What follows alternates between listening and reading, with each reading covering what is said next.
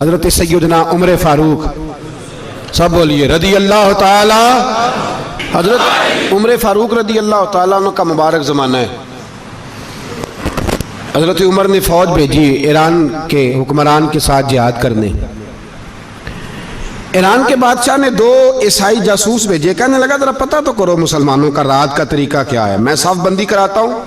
وہ ساری رات صف بندی کراتا رہا۔ 2 جاسوس آئے مسلمانوں کی معلومات کرنے۔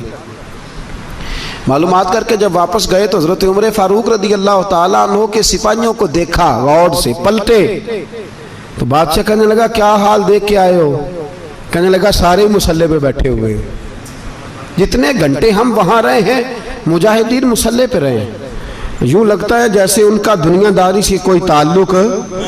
اور کہنے لگے بادشاہ کوئی ایسی طاقت ہے جس کو وہ بلا رہے تھے، کوئی ایسی قوت ہے جس کو وہ پکار رہے تھے، ہمیں بھی وہاں کھڑے ہو کے محسوس ہوتا تھا کہ ہاں کوئی ہے جو آ جائے گا ان کی مدد کے لیے، کوئی ہے جو پہنچے گا ان کی مدد کرے گا۔ ایران کا بادشاہ کہنے لگا مجھے سمجھ آ گئی ہے، وہ جسم کی طاقت سے ہی نہیں لڑتے، وہ کوئی غیبی طاقت ہے جس سے وہ لڑتے ہیں۔ بھائی وہ غیبی طاقت بھی تو ہمارے پاس ہم نے ناراض کر لیا نا، وہ بھی تو نہیں نا، مسجد کا رخ بھی تو کوئی نہیں۔ اور میں نے پچھلے جمعے بھی کہا تھا، پھر کہتا ہوں، وہن ہو گیا امت کو۔ نبی پاک نے فرمایا امت کو وہ کیا ہے، دنیا سے محبت ہو گئی ہے، موت سے کراہت ہو گئی ہے، وہن ہے۔ صحابہ کرام کو موت سے بڑا پیار تھا، موت سے بڑی محبت کر، ہماری طرح نہیں وہ کہتے تھے مریں گے تو منو مٹی، تو وہاں ٹھیک ہے عذاب قبر حق ہے، لیکن میں کہا کرتا ہوں سالوں کے بعد جو پردیس سے ماں کے پاس آئے، ماں اسے عذاب نہیں دیتی، اس کا ماتھا چوما کرتی ہے۔ اور بھائی جو رب کریم کی بارگاہ میں جائے گا تیرا کیا خیال ہے، گل سڑ جائے گا؟ مدینے والے حبیب نے فرمایا قبر المومن روضۃ من ریاض الجنہ، فرمایا میرا مومن جب قبر میں جاتا ہے تو اللہ جنت کے سارے دروازے کھول دیتا ہے، وہ تو اللہ کی رحمت میں پہنچتا ہے۔ کون کہتا ہے مومن مر گئے، وہ تو قید سے چھوٹے اپنے گھر گئے۔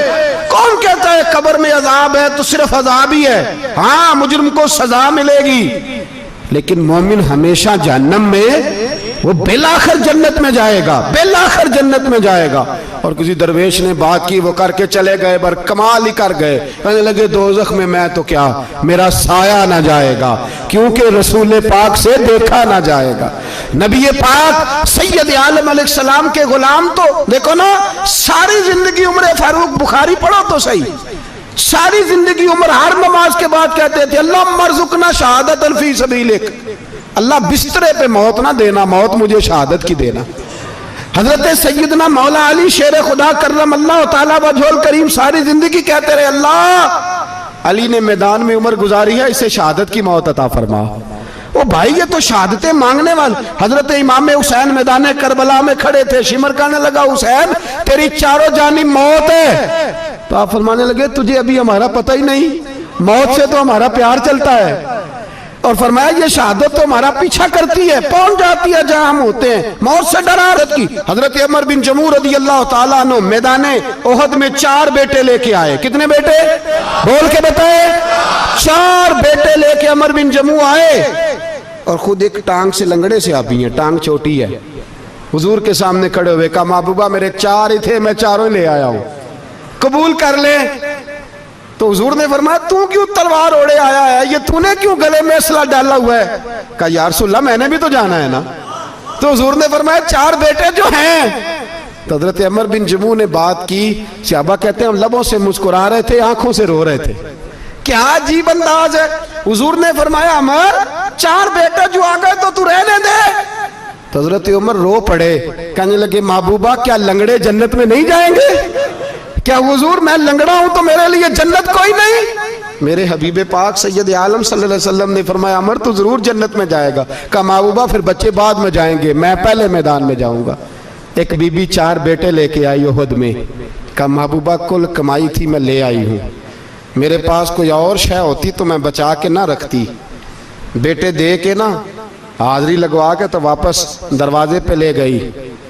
تو حضرت سیدنا عبداللہ ابن عمر فرماتے ہیں بی بی بول رہی تھی تو میرا جذبہ جہاد بڑھ رہا تھا، اپنے بیٹوں کو کہنے لگی میں تمہیں حضور کے پاس چھوڑ کے جا رہی ہوں، جب تم میدان میں گرو گے تو میں تمہیں دیکھنے آؤں گی، دیکھنا تمہاری پشت پہ کوئی زخم نظر نہ آئے، جتنے تیر کھانے ہوئے سینے پہ کھانا، جتنے تلواروں کے نیزوں کے زخم برداشت کرنے ہوئے یہاں کھانا، پشت پہ زخم نظر نہ آئے۔ حضرت عبداللہ ابن عمر فرماتے ہو بی بی کی گفتگو میرا جذبہ جہاد بڑھاتی ہے۔